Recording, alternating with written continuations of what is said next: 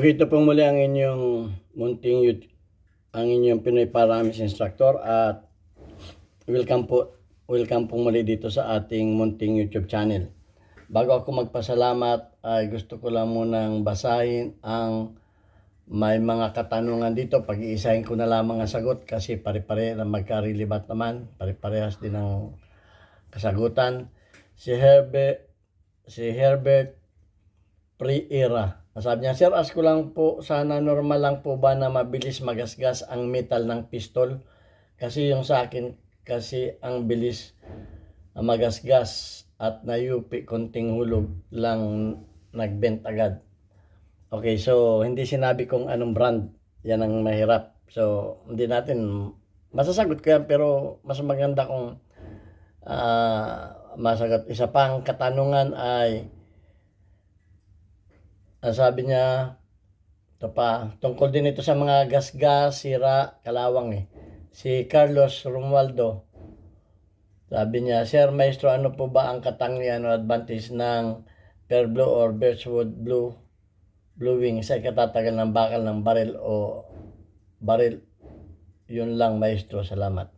Okay, tungkol pa rin ito sa mga ito sa mga dito mga super glue, tungkol naman yan dyan. At tungkol din ito sa mga madaling kalawangin na baril, mga proteksyon.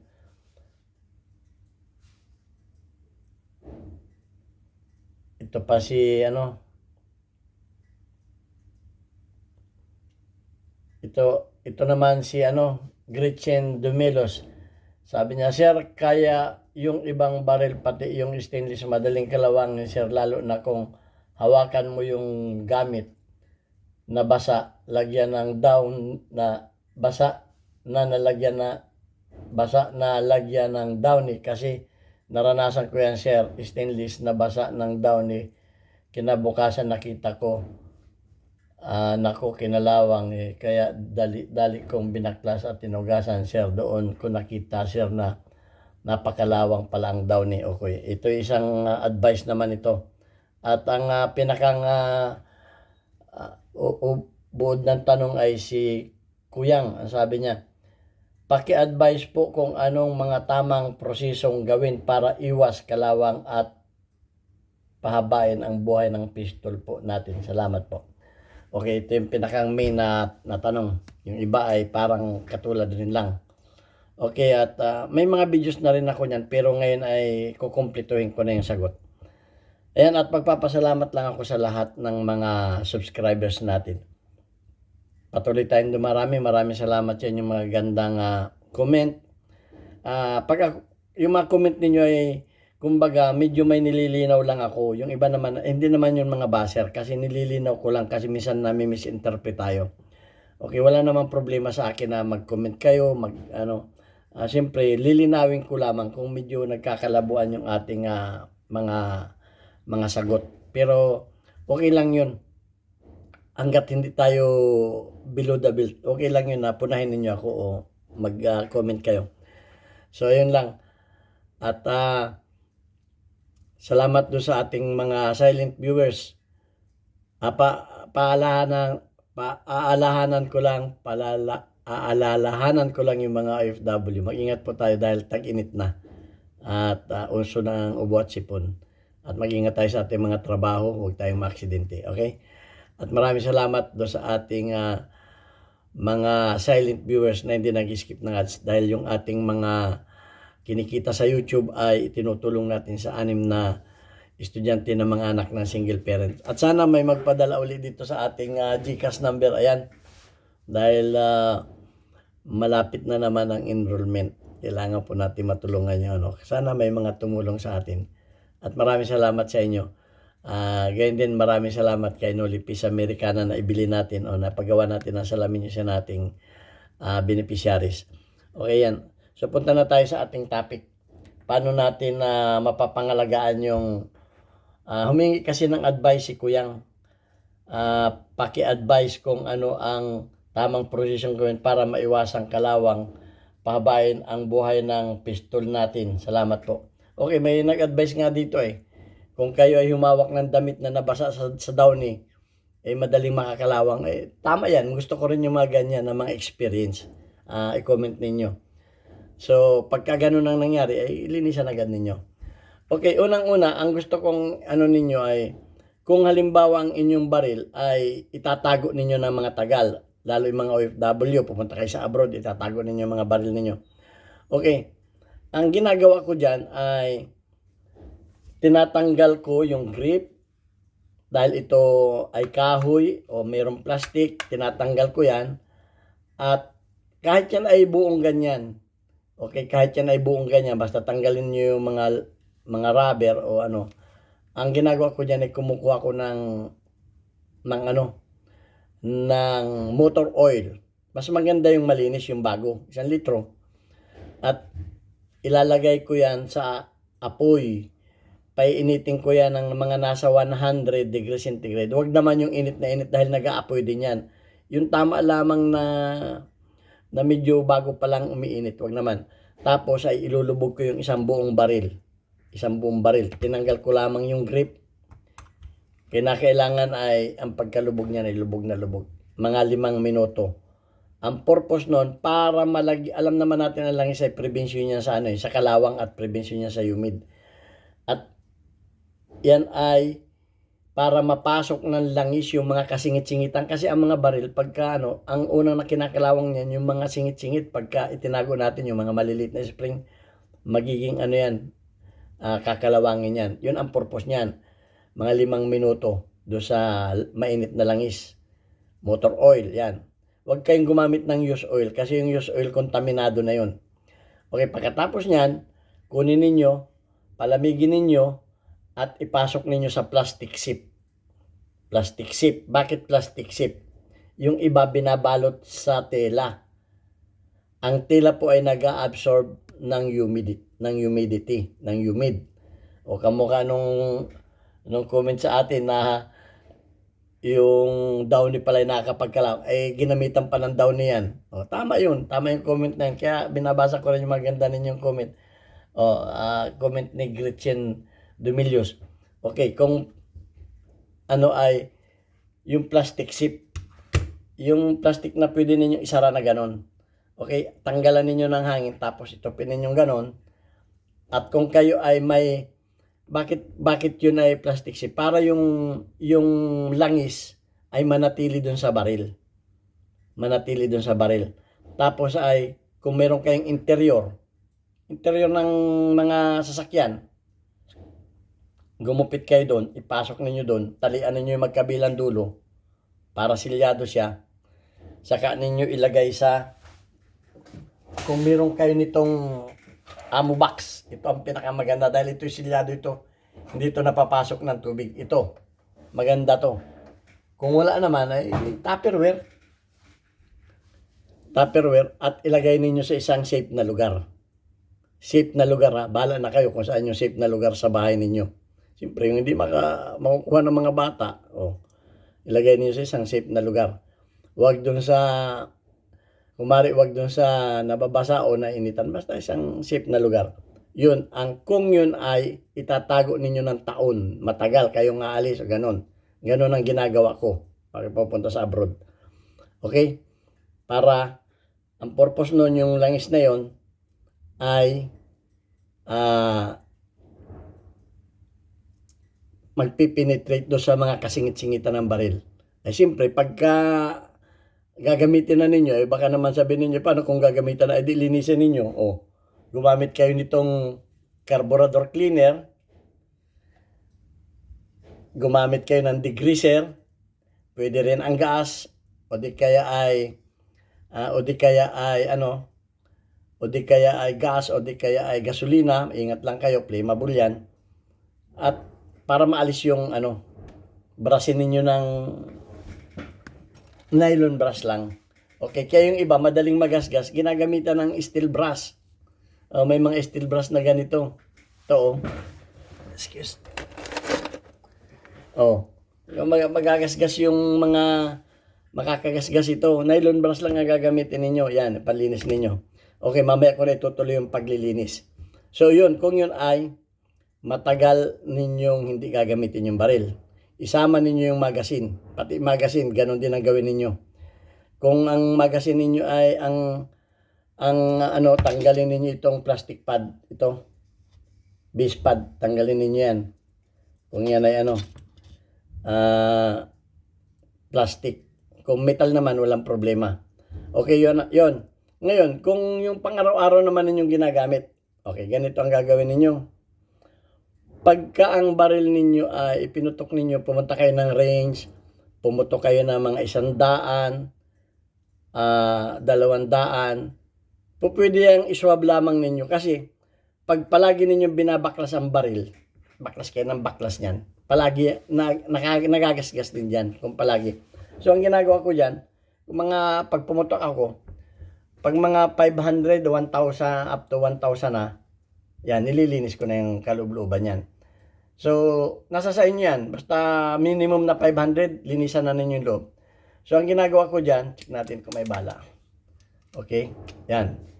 Ay, kumukuha lang ako nito. Ito ang importante. Ito. Yan o. Ito ay wire. Kunin yung sampayan ni misis ninyo. Tapos lagyan ninyo ng parang mata doon. Yan o, lagyan ninyo ng tela. Tapos, sprayan ninyo ng WD-30, WD-40. Yan. Pagkatapos ay iswab ninyo. Yan, iswab ninyo. Ganyan.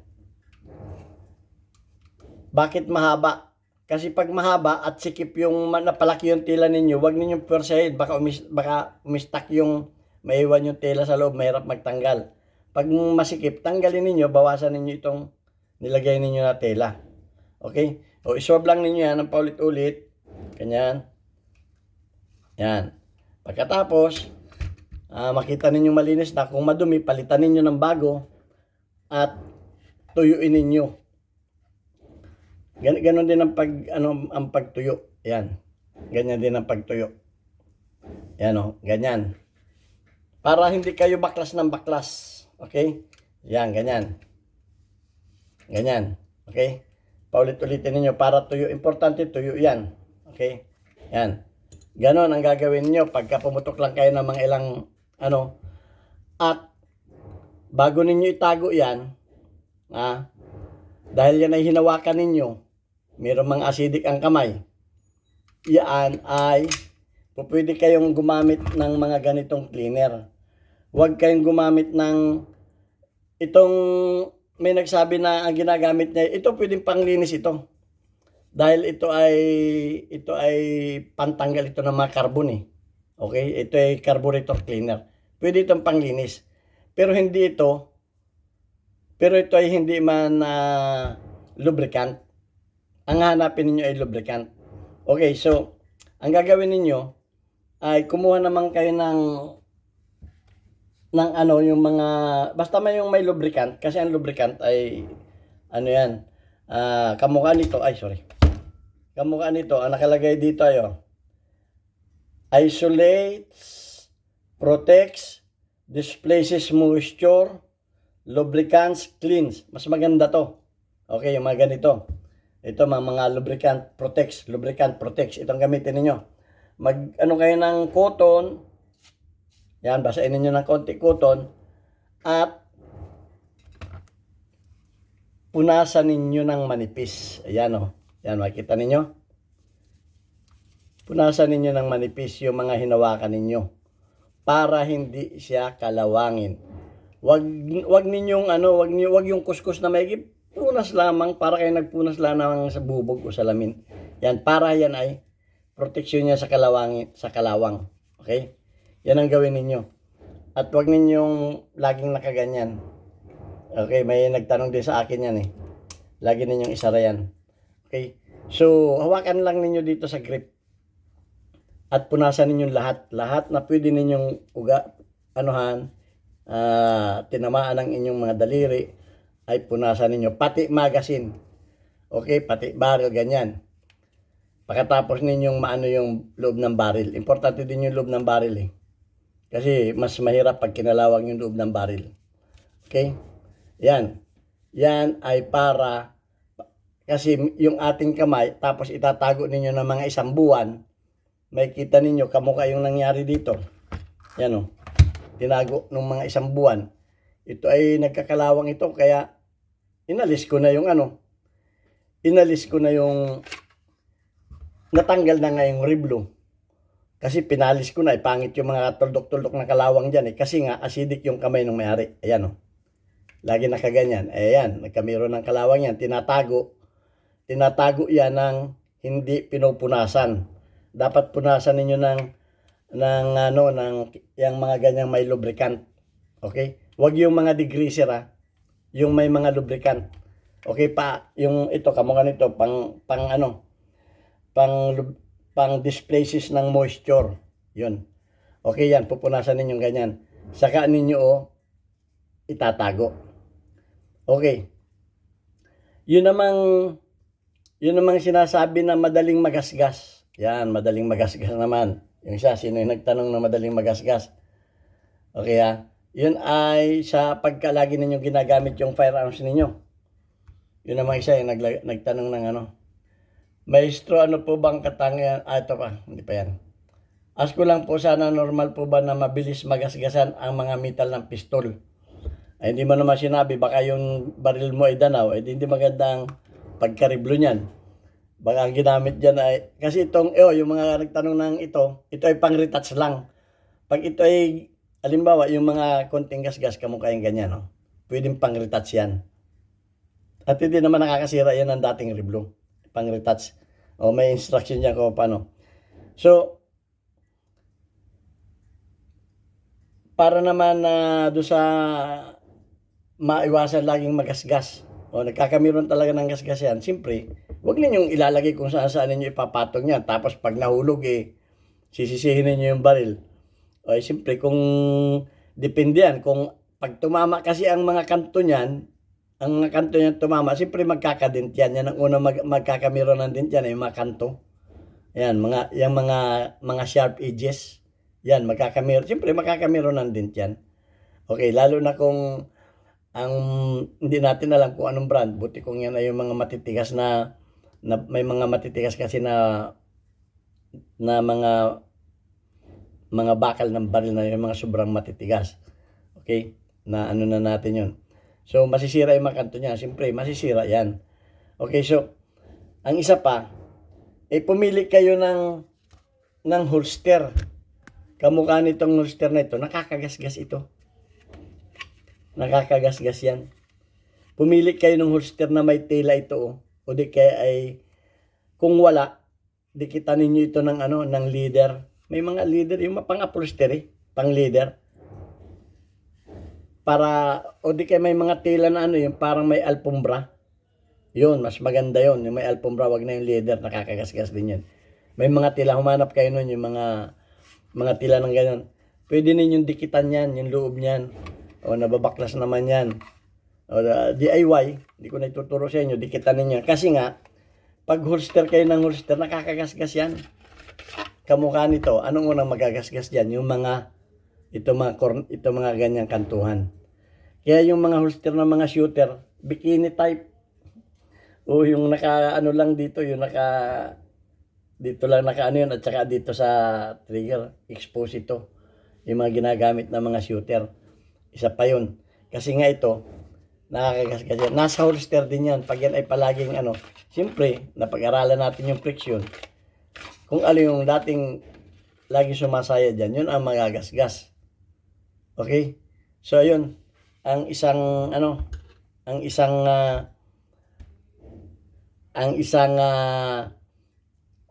dahilan kung bakit lagi nagagasgas. At siyempre, pipili kayo nung panlinis na na cotton lang, cotton. At saka wag ninyong masyadong ginaganon. Huwag ninyong ginaganon masyado. Importante yan sa mga may firearms. So, yun lang ang masasabi ko. At huwag ninyong gamitan ng steel brush. Okay, yung paglilinis ng buong baril ay mayroon naman tayong video noon. Hindi ko na ngayon dahil okay, dito naman tayo sa paglilinis. Kung kayo ay gagamit nito, carburetor, cleaner, at saka itong mga degreaser. Yan, may mga degreaser kasi. Ito mga degreaser na ganito, yung pantanggal ng grasa. Lang is, kinakailangan ay banlawanin nyo nito. Banlawanin nyo nitong, pag gumamit kayo nitong mga ganitong cleaner, banlawanin nyo nitong, humanap kayo nitong may mga ganito. Itong isolates, protects, displays moisture, ito magaganda, lubricates and cleans. Babanlawan ninyo yung loob, ganito, ito. I-sprayan ninyo ngayon yan. Ito, pakita ko sa inyo. I-sprayan ninyo yan. Yan, i-sprayan ninyo. I-sprayan ninyo itong loob. Yan, i-sprayan ninyo yan. Kasi yan yung mga moving parts. Ang purpose niyan, magkamero ng lubricant yung loob. Kahit hindi na ninyo lang isa yung mga kasingit-singitan yan, papasukin yan. Pagkatapos ay kumuha kayo ng tissue at balutin ninyo ng tissue. Yan. Balutin siya ninyo ng tissue. Ang purpose niyan tissue na yan, yan ang mag-a-absorb. Ganyan. Lagyan din ninyo itong loob. Yan. May video na rin ako nito, ulitin ko lang. Lagyan din ninyo yung loob para yung mga excess ay masipsip ng tissue. Okay, balutin ninyo lahat. Okay? At mapapansin ninyo yan, matutuyo yan. Pero yung kaloob-looban, kasingit-singitan yan ay hindi mawawala. Okay? Ganun lang. Mapapansin ninyo yan, mga 1 oras o 30 minutes, tanggalin ninyo. At mapapansin ninyo na mababasa itong tissue. Yan o, kamukha nito, saglit lang yan o. Natuyo na. Ganun ang gagawin lang ninyo. Pag kayo naglinis. At kung kayo ay maglilinis niyan, brush, pwedeng pangipin. Brush lang ang gamitin ninyo. Brush lang ang gamitin ninyong ganyan. Brush. Itong nylon brush. Huwag ninyong gamitan ng mga ganito. Ito po pwede ginagamit ito sa mga ganyan, sa mga barrel dito. Kasi may mga carbon yan dyan. Nakakamero ng carbon yan dyan. Ito yan. Ginagamit namin yan dyan. Okay, so may mga video na rin tayo paano paglilinis ng So, ganun lang ang So, Roldan Lumuntad. Huwag ka na manood. Nagagalit yun pag ako yung Huwag natin pasyanin yung buzzer. Nagagalit yun pag ako yung nag-advise. Okay, advice ko ito. Kung paano ninyo nililinis yung inyong mga baril, ay bahala kayo. Inano ko lamang yung carburetor. Kasi may nabasa ako, carburetor cleaner ang gamit niya. Tama yan, pwede yan. Pero banlawan ninyo nung mga ganitong may lubricant at protects. Cleans, lubricant, protects. Yan, basta may lubricant, okay na yun. Kasi ito, ay panlinis ito. Okay ito. Pwede rin wala nito. Kasi itong mga ganito, kumbaga kinuha na rin niya ito, pero mas effective itong panlinis, lalo doon sa mga carbon. Ito, subukan, gumagamit din ako nito pero ito ang pambanlaw. Ito pambanlaw. Ito konti lang kasi nalinis mo na Nalinis mo na, anuin mo na lang nito yung loob. Okay? Ito ang una, itong mga degreaser, pang-una yan, panlinis yan, magandang panlinis yan. Yan, panlinis. Pwede rin ang kerosene, ang gas, gasolina, diesel, pwede rin yan sa mga nagatipid, walang problema yan. Basta ang importante, ito ang pambanlaw. Okay? Pagkatapos balutin ninyo ng tissue para matuyo. Para paghawak ninyo, walang sasalin sa inyong Okay, at ang importante, pag ipinutok ninyo ng mga ilang putok, huwag agad ninyo itatago ng hindi ninyo pinunasan ng ganito. Okay, so yan, mahaba na yung ating at sana may natutunan kayo. Basahin ko lang saglit yung ating mga community guideline, community spotlight. Weekly highlights of your most engaged audience members including your top commenters. Okay, shout out kay Unico Iho. May 100 plus perfect na attendance. Kay Robert Almario may 13, kay Angel 45, kay Archie 1 lang, at kay Lorenzo Lendres 46. Okay, God bless us. Mag-comment lang at mag-share. Maraming salamat po.